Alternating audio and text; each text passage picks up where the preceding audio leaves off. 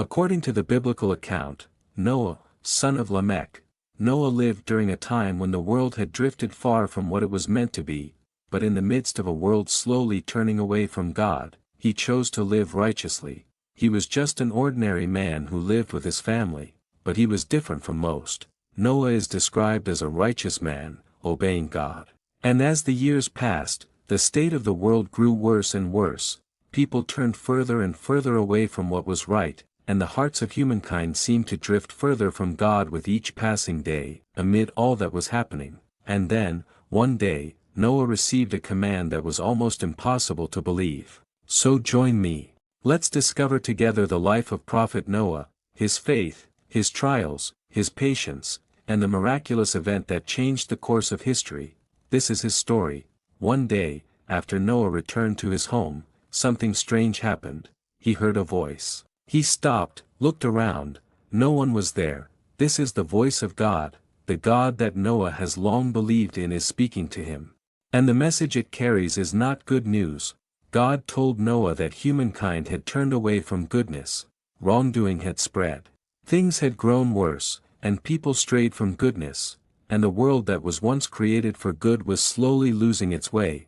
But in the midst of all that, there was one person who remained listening. So God gave him a command. He needed to go to a mountain. There, God would show him more clearly the things that would happen. Noah didn't know what he would see. He didn't know why he was chosen, brought, and led to the mountain.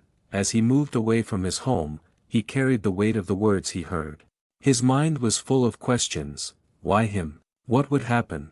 And just how far had humankind strayed? Upon reaching the mountain, God spoke again, and this time, a heavier truth he heard. Sodom and Gomorrah, two cities that became symbols of wrongdoing and corruption, God said their wrongdoing had reached its peak. And because of this, a reckoning would come. The two cities' way of life would come to an end. Noah was shocked. He could not easily accept what he heard, because it wasn't just about wicked people. Lives were at stake. Families, homes, people with their own dreams and futures. So Noah asked, is there still a way to save them? And here we see an important characteristic of Noah. Even though he knew there was wrongdoing in the world, he did not just accept it. When faced with the prospect of losing it all, he pleaded for mercy. Noah asked God, if there were 50 good people, would the city be spared? But Noah was still not at ease. What if it wasn't 50? What if there were only 10? Could the city still be spared? God gave permission again. If enough good people could be found, mercy could still be shown. But now, it's in Noah's hands, a very difficult task.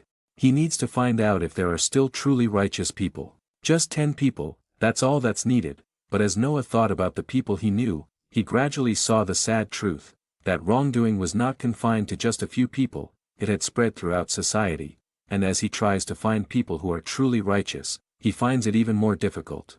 He can't find enough, and if there aren't even 10 righteous people, the outcome is inevitable. Because of this, action is needed. Noah warned his family. They had to leave. They could no longer stay in the city. God has him build something that is almost impossible to believe. Something the whole world would laugh at. Something that requires immense faith. A huge vessel that people have never seen before, and on that day, Noah's greatest work would begin.